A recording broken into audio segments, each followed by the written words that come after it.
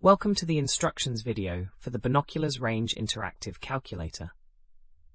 This tool helps you determine the maximum distance you can observe objects using binoculars, taking into account magnification power, lens size, and atmospheric conditions. To use this calculator, start by entering your binocular specifications.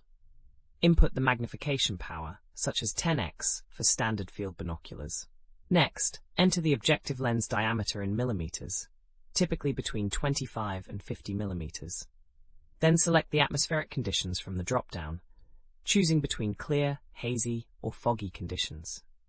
You can also input your observation height above ground level in meters. Finally, enter the target object size you're trying to observe.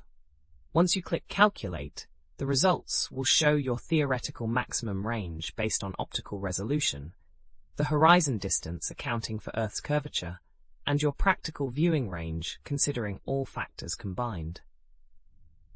We have thousands of other free engineering calculators on our website.